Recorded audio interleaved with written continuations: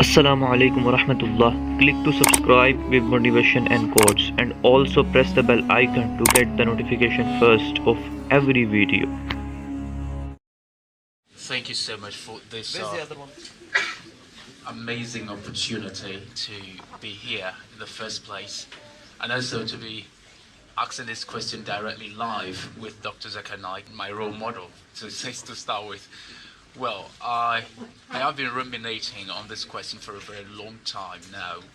I've been studying Islam for over a year now, really deeply, both from the philosophical angle and also from the theological prisms, because I have a background on that as a former seminarian in Hungary.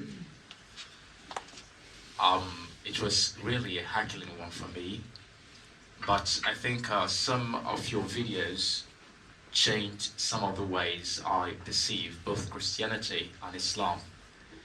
And today I want to ask, I think, my final question, and that's the reason why I have to fly all the way to be able to see you and ask this question. How do we reconcile the idea that Jesus Christ has a divine nature and the idea that he is just a prophet? Because one, he was born without human intervention, and two, he somewhat behaved as if he was a god.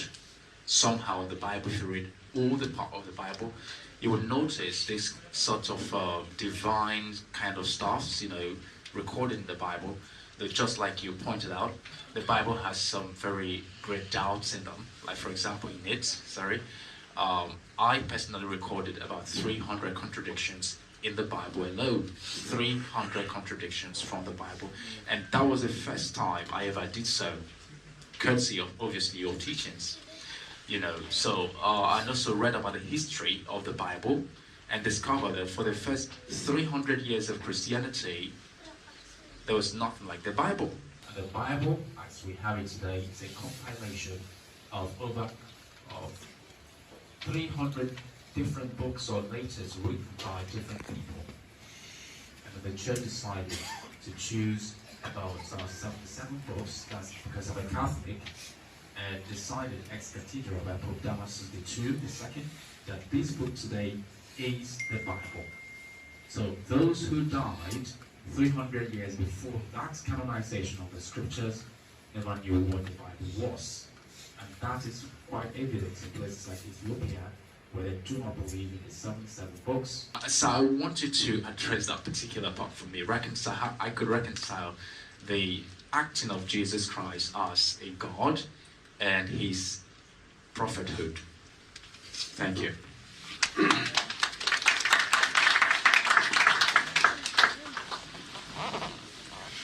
Brother Joseph, he had done a lot of research on Islam for the last 1 year, and he gave a background about how he read about the Bible and how there was the compilation and the Council of Niche. He's talking about in 325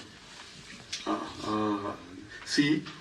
But the basic question was that how do you reconcile the concept of Jesus Christ, peace be upon him, that he is divine and he is a prophet at the same time?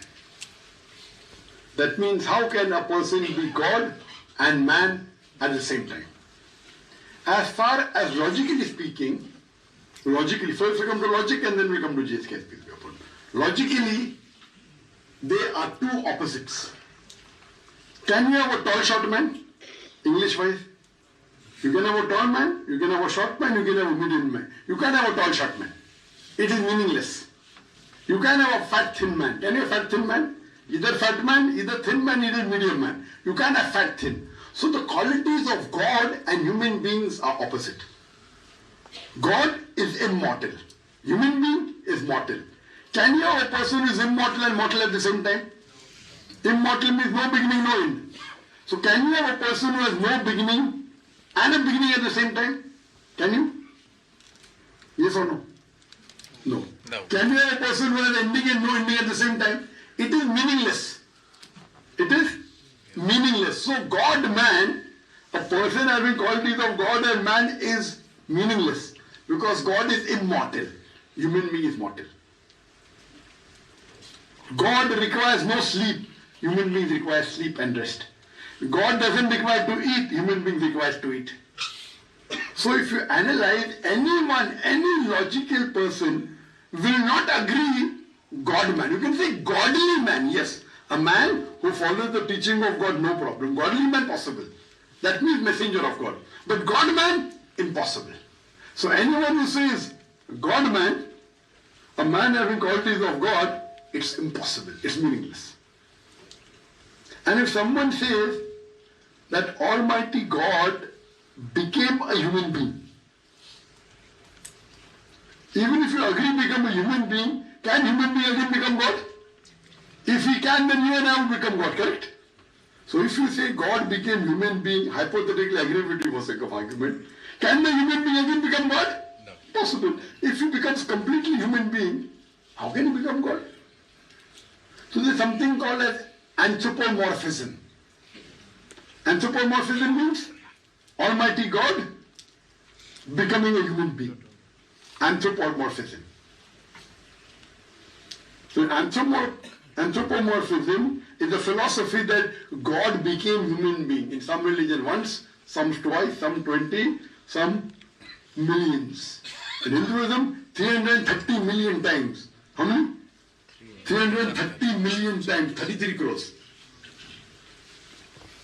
They call avatar, which I cleared for this. So number one, no, God will never become a human being.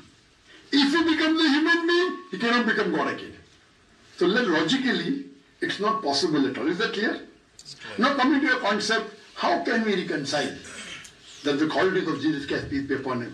Some qualities are godly, some are like a human being. Let us analyze which qualities of God the Christians assume to be divine. And one you rightly said, that he was born without any male intervention. So one of the reasons that Christians say that Jesus Christ is God is because he has no father. So the reply to this question is given in the Quran in Surah Imran, chapter number 3, verse number 49. Allah says, Inna masala Isa inna laka masala Adam. Khalaq min turab, summa qala lakun fayakun. That the similitude of Adam is same as that of Jesus. The similitude of Jesus is same like that of Adam. He was created from dust and said be, and it was. That means if you say Jesus is God because he has no father, then according to the Bible, Adam, peace be upon him, had no mother and no father. He becomes a greater God, correct? If you say a person has no father becomes God, then Adam, peace be upon him, had no mother and no father. The Quran says that, Bible says that. So that means you have to say Adam is a bigger God. And the Christian will say no. Yeah. That means both were not God. These were miracles of God. And Quran says kun fayakun. Allah said be, and it is. So if normally Allah creates human being with mother and father. But if he wants, he can create without father. The example is Isa alayhi salam, Jesus Christ, peace be upon him. He can create without mother, without father. Example is Adam, peace be upon him. Both of them were messengers of God. Messenger of God means Almighty God chooses a man amongst men and communicates with them on a higher level, which we call as prophets of God.